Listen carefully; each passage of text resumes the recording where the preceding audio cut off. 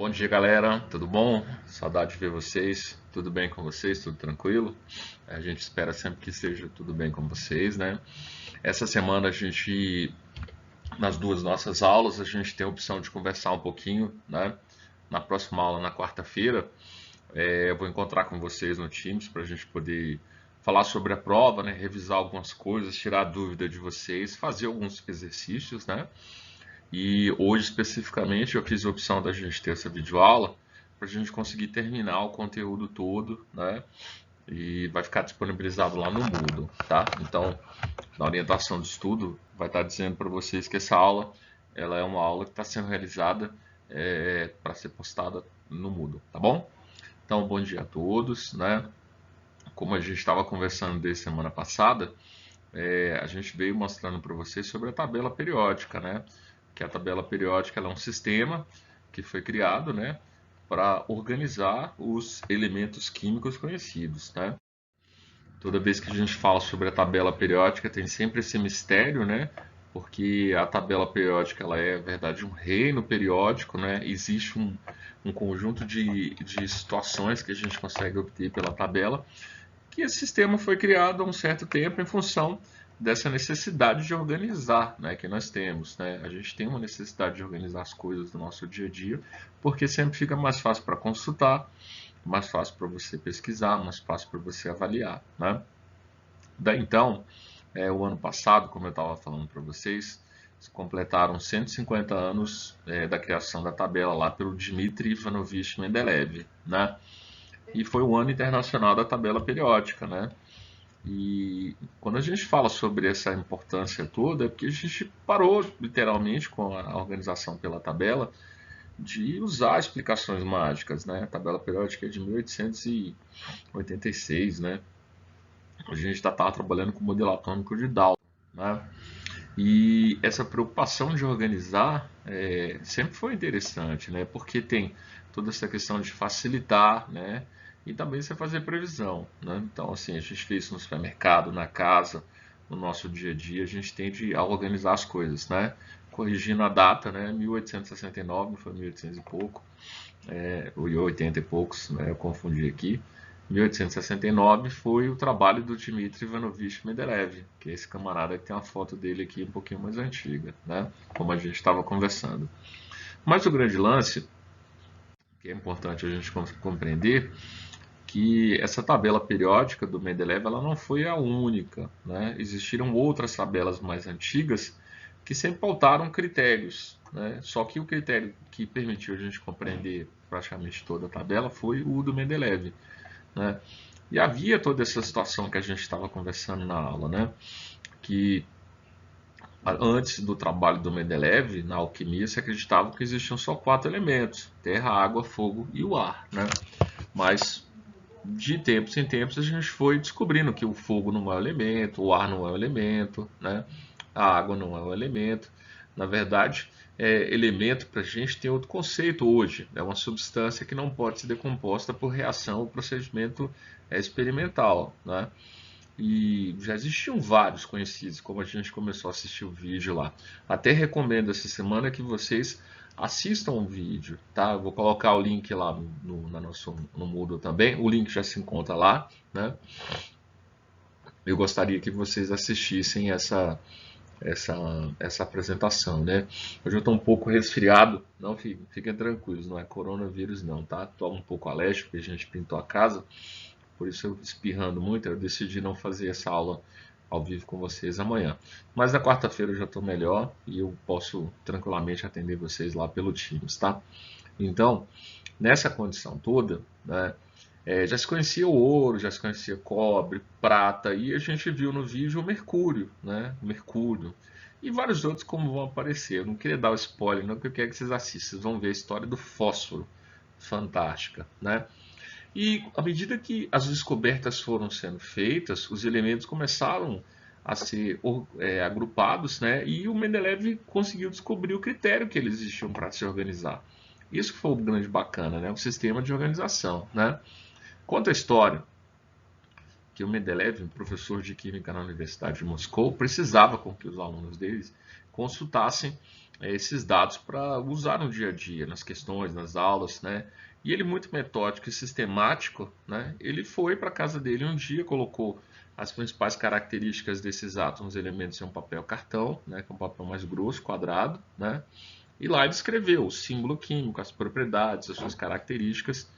E nessa situação toda, foi possível, depois de um bom tempo de trabalho, organizar todos os elementos em função da época que ele chamava de peso atômico, né? É o peso atômico crescente, mas a gente pode chamar de massa atômica, tá? Então o Mendeleev organizou a primeira tabela oficial em função da massa atômica crescente. Só que depois de um tempo, né, em 1913, com a descoberta do número atômico utilizando raio-x, esse cientista chamado Henry Moseley, um combatente inglês, né, um cientista inglês, ele percebeu que a ordem melhor para organizar a tabela periódica era o número atômico e não a massa atômica. Daí a gente afirma, né, que a tabela periódica ela tem a lei periódica grandiosa, que é de Mendeleev, e a lei periódica atual, que é de Moseley, número atômico crescente, tá? A massa atômica crescente, ela dá furo em alguns elementos para a tabela, mas a princípio ela tem um princípio de funcionamento bastante interessante. Ela segue as propriedades semelhantes. E nessa condição toda, a tabela do Moseley é que reflete o que a gente usa hoje, a tabela ocidental. Apesar de que eu tinha mencionado para vocês que os russos usam a tabela do Mendeleev até hoje. Ele é um herói nacional na Rússia, né? E surge um ponto muito interessante, que os elementos passam a ter propriedades que são semelhantes em função dessa organização, né? Então, toda vez que você olha uma tabela periódica e percebe que o número atômico é crescente, como a gente pega aqui, ó, o hidrogênio é número atômico 1, o hélio é número atômico 2, o lítio é 3, surge uma característica muito interessante que é essa daqui, ó, de uma linha vertical, onde tem um bloco de elementos químicos que nós chamamos de famílias, né? Se você, curiosamente, contar o número de blocos verticais que tem na tabela, nós temos de 1 até 18. Então a gente fala que a tabela periódica tem 18 famílias. E quando os átomos se encontram na mesma família, qual o significado disso? Eles apresentam propriedades semelhantes, porque as eletrosferas elas são parecidas. Eles têm o mesmo número de elétrons na última camada, tá? Então, em uma mesma família, tem-se o mesmo número de elétrons na última camada. Essa aqui é uma visão da tabela do Mendeleev, né? Ela também tem esse critério, né? Quando a gente pega aqui elementos que se encontram em uma mesma linha dessas daqui, ó, carbono, silício, aí tem uma interrogação, selênio, eles têm uma semelhança química, né? Então a gente pega os outros aqui, ó, nitrogênio, fósforo, arsênio, antimônio e bismuto. E essa tabela pode ser usada. Ela tem uma coisa fantástica, né, que é o grande lance do Mendeleev, é que ele deixou espaços vazios para aqueles elementos químicos que seriam descobertos em um dado momento da nossa história, né? Então a previsão é que foi fantástica, por isso que foi uma tabela bem aceita. Aqui a gente tem algumas tabelas diferentes, né? Como eu mencionei para vocês, ó. Então aqui a gente tem uma família, né? Uma família, né? Então aqui a gente tem espiral. Nós temos outras tabelas também, ó, essa daqui também representa para a gente aqui nessa condição uma família, ó, elementos parecidos quimicamente, mas o mais comum é a gente usar essa tabela periódica ocidental, né? Que é essa tabela periódica aqui que a gente chama tabela reduzida. Por que ela é reduzida? Porque esses dois blocos que se encontram aqui embaixo, que a gente chama de série de lantanídeos e série de actinídeos, que são comumente chamados de metais de terras raras, eles são retirados da tabela para ela ficar menor, né? Então aqui a gente tem aqui essas duas séries que pertencem justamente aqui e aqui, né? Então se você pegar aqui e aqui na tabela periódica, essas duas séries elas se encaixam aqui e ela longa, né? Mas a tabela periódica tem essa organização que é importante que vocês saibam. Nós temos especificamente famílias, que são as linhas dispostas nesse sentido vertical. Tem que tomar cuidado que o hidrogênio não tem família, tá? Exceção, a gente conversou sobre isso. Então você conta 18 famílias ou grupos, ou colunas, tá? E os períodos, ou séries. Agora, o que acontece? Qual a diferença? Em um período, os elementos químicos aqui, eles têm o mesmo número de camadas eletrônicas, tá? Então o primeiro período é muito curto, ele só tem dois elementos, que é o hidrogênio e o hélio. O segundo período, ele já tem 8, 8, aí 18, 18, aqui você tem os 18 mais a quantidade que está aqui embaixo, mais 14, né? Então você passa a ter, aqui ainda precisa preencher, porque essa tabela aqui, ela foi construída até o momento, né? A tabela já está toda preenchidinha, bonitinha, a tabela mais atualizada que é da IUPAC. E a gente tem literalmente aqui todos os elementos químicos conhecidos, aqueles que existem na natureza e aqueles que são produzidos no laboratório, tá? Que tem uma quantidade que é produzida em laboratório. Mas cabe frisar que toda vez que a gente fala em que família, em uma família eles têm propriedades semelhantes. Mas um ponto importante é, por que eles têm propriedades semelhantes? Porque tem o mesmo número de elétrons na última camada. Como é que você descobre o mesmo número de elétrons da última camada? Através do diagrama de Pauling, que a gente conversou nas outras aulas, né? Pelo diagrama de Pauling, você pode identificar a família que o elemento pertence e as suas principais características, né? Então a gente tem, por exemplo, a primeira família, que é dos metais alcalinos, né? Aí tem o lítio. Quando você faz a distribuição eletrônica dele, é um S2, 2S1. Então você tem que lembrar, ó, 2 elétrons no primeiro, o que falta é 1 para 3. Aí o sódio, ó, 2 elétrons, 4 elétrons, 10 elétrons. São 11, ó. Mas aí você percebe que ele também termina em S1. Então, o que acontece? Nessa família, todos têm um elétron na última camada, tá? Então, você percebe que um está na segunda camada e outro está na terceira, mas tem o mesmo número de elétrons na última camada. E se você for olhando todos os outros na tabela periódica, a gente tem uma certa regularidade que é a seguinte, né? Primeira família, todos terminam com S1. Esse N aqui é justamente o número do período. Então você fala um S1, então primeiro período. O N é o número de camadas eletrônicas também, tá? Então a gente tem os metais alcalinos, a exceção ao hidrogênio, tá? O hidrogênio não é metal alcalino, lembra disso. O hidrogênio é 1S1, ele não é metal alcalino, tá? Assim como a gente tem também o hélio, que é um S2, que ele não é metal alcalino terroso, tá? Que é o nome da segunda família. A terceira família até a 12ª, todos terminam ou com o subnível energético. Aí você tem que levar isso para a prova. O que é o subnível energético? O último subnível do diagrama de Pauling, né? É o subnível que a gente tem a maior energia, o elétron mais energético. Então, quando você faz a distribuição eletrônica, quando você finaliza o diagrama de Pauling, você chega no subnível energético. Então, no caso dos metais de transição, que são aqueles que ficam no meio da tabela periódica, aqueles no meio, na parte superior, são metais de transição externa, e aqueles dois que estão lá embaixo são internos, tá? Não confunda não, que um se encaixa lá dentro e alonga. Todos terminam com D, aí da 13ª família terminam com P, P1 é família do boro, aí P2 família do carbono, NP3 família do nitrogênio, NP4 calcogênio, que é a família 16, NP5 halogênio e NP6 gás nobre. Então cada família tem um nome específico. Mas você pode usar uma regrinha para localizar na tabela sem necessariamente só saber a família, né?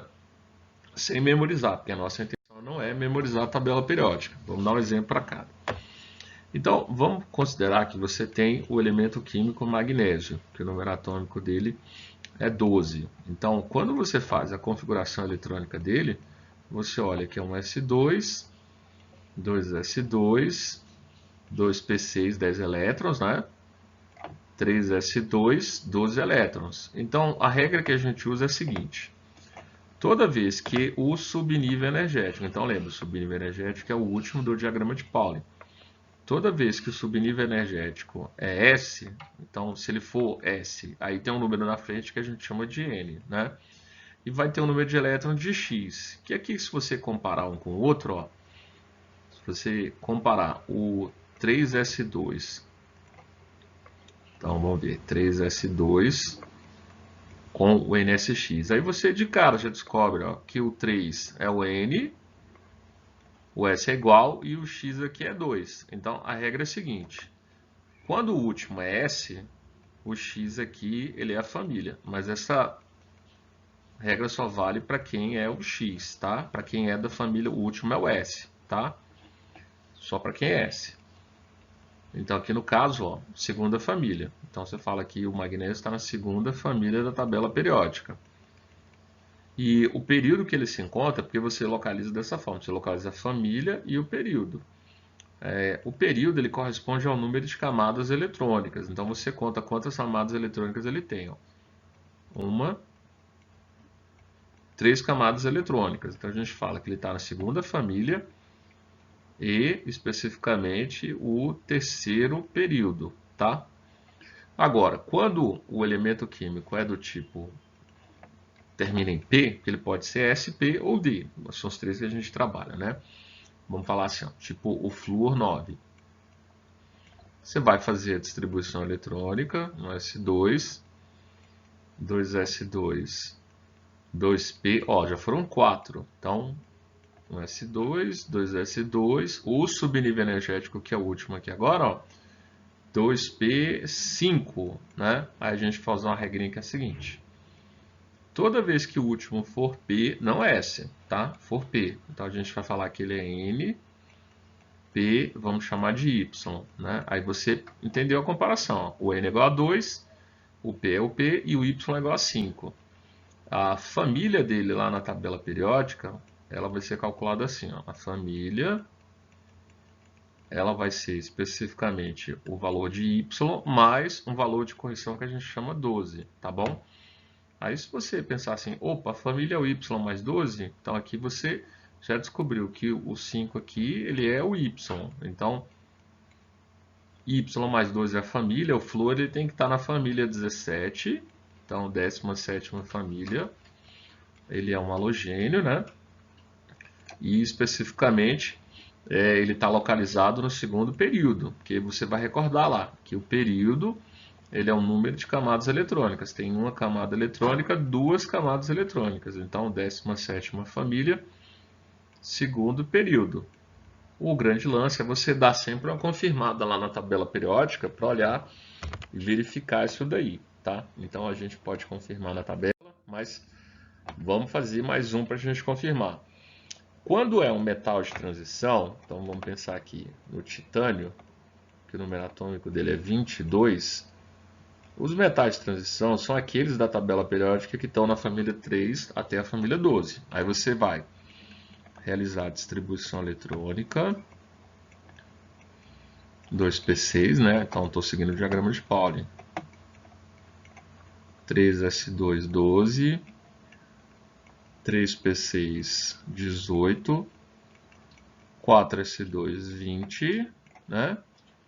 E especificamente faltam 2, então o próximo aqui é o 3D2. A regra é a seguinte, quando o último agora for subnível do tipo D, então a gente vai falar que ele é N, D, né? D, vamos chamar de Z aqui, ó, Z. A família dele lá na tabela periódica, você vai descobrir assim, ó, você vai pegar o número de elétrons que tem no subnível energético, que é o valor Z, e vai somar com 2, tá bom? Então vai somar com 2.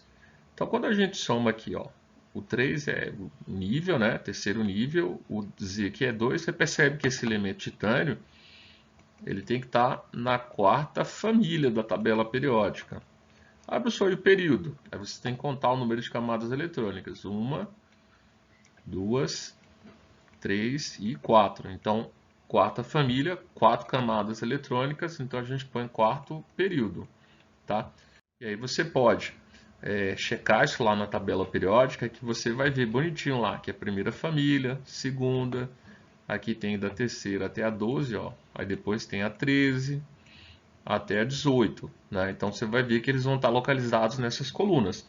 E o período você conta aqui, ó, primeiro, segundo, terceiro, quarto, quinto, sexto e sétimo, tá? Na próxima aula, a gente vai mostrar para vocês como localizar os elementos que estão aqui fora, tá bom?